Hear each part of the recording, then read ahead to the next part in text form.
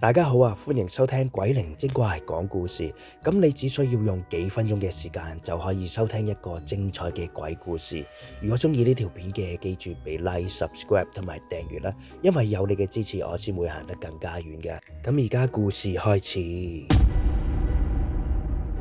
夜晚肚餓嘅時候，大家會諗起邊個地方啊？而我就一定諗起西灣河嘅泰安樓。而住開港島區嘅朋友冇理由唔知呢個地方嘅可。今日講嘅靈異故事，正正就係發生響西灣河嘅泰安樓。大家好，我係今集靈異故事嘅男主角 Johnny 啊。前嗰幾日就係因為我無所事事，亦都冇乜嘢做，加上仲有啲肚餓，所以我約咗我女朋友去咗泰安樓度掃街揾嘢食啦。泰安樓裏邊真係包羅萬有，乜都有得食。你講得出嘅小食，大部分都可以向泰安樓度揾到噶。當然唔少得我最愛嘅咖喱魚蛋燒賣、車仔麵啦。甚至乎連章魚燒都有啊！而嗰度嘅唯一缺點就係比較邋遢少少嘅，正正就因為咁樣，所以更加有風味。而我本身係一個有靈異體質嘅人，所以周不時喺我身邊都發生好多靈異事件嘅。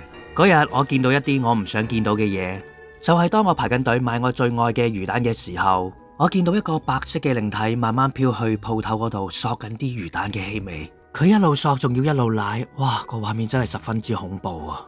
見到啲咁嘅情況，我當然冇排隊啦，而且我仲即刻離開添，因為通常靈體品嘗過啲食物，你再食嘅時候，啲食物係冇味嘅。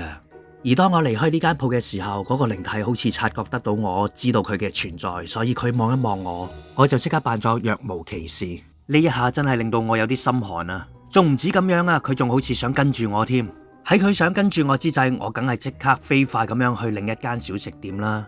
咖喱魚蛋就食唔到啦，唯有整翻串炸大腸啦。食完之後擰翻轉頭，唉，又俾我見到嗰個靈體啊！佢死死實實咁樣望住我，真係令到我有啲不知所措啊！就係咁樣，我哋互相對視咗一陣，佢諗住飄過嚟之際，我即刻拖住我女朋友去另外一間小食度揾嘢食啊！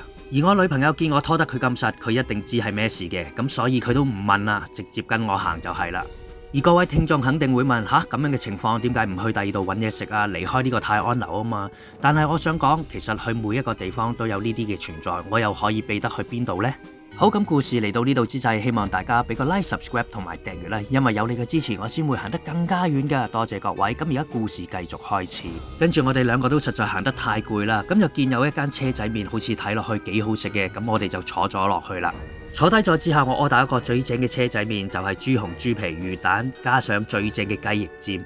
呢個車仔麵簡直就係絕配啊！而我女朋友亦都不甘示弱，嗌翻同我一模一樣嘅車仔麵。佢比我食得更刁鑽，就係加埋個腩汁添。當然唔少得就係入晒味嘅蘿蔔啦。佢比我真係更加識食啊！就係咁樣，我哋食到一半之際，嗰個靈體又飄到過嚟啦。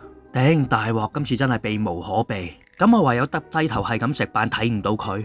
但係唔知係咪因為車仔味道太吸引，所以佢飄咗過嚟，亦因為咁樣，所以佢注視到我，而佢亦都慢慢咁樣飄到我女朋友嘅身邊。今次嘅撞正唔係餓鬼咁簡單，直情係鹹濕鬼啊！而我點解咁樣講？因為我要講講今日我女朋友嘅衣着打扮。雖然大家都只係食宵夜，但係佢嘅衣着打扮係有一啲性感嘅。佢今日係着住一條白色嘅短裙，仲有粉紅色衫嘅背心。長長嘅美腿加上一對簡單嘅白波鞋，黑色嘅長頭髮加上佢嘅標誌面孔，簡直就係散發出仙氣啊！唔好話靈體啊，就算街邊嘅人都係咁望住佢。而呢個靈體向我女朋友周邊度行嚟行去，不斷係咁聞，又係咁索。佢仲想伸條脷舐我女朋友，我即刻就喝止佢。而就係因為我咁大聲喝罵佢，所以佢即刻飄走咗。但係亦都係因為咁樣令到我嘅處境非常之尷尬，因為周邊嘅途人同埋食客都覺得我係傻嘅，以為我喝罵我女朋友。其實我女朋友都知道發生咩事。當然我女朋友梗係冇怪我啦，而我哋急急嘅快啲食完就快啲走。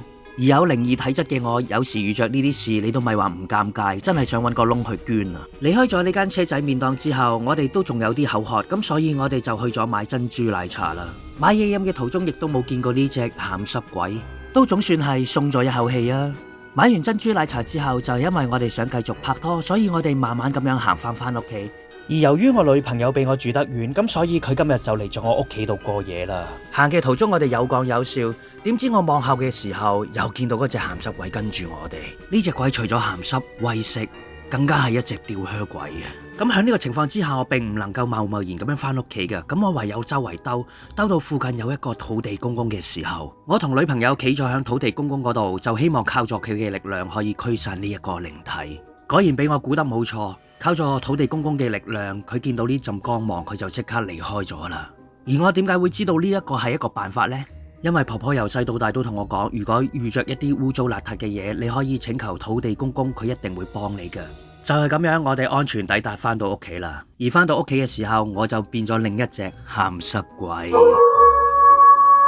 好，今日嘅鬼靈精怪講故事42集嘅西灣河泰安樓失蹤惡鬼就暫告一段落啦。中意呢條片嘅俾 like、subscribe 同埋訂閱啦，因為有你嘅支持，我先會行得更遠嘅。多謝各位，拜拜。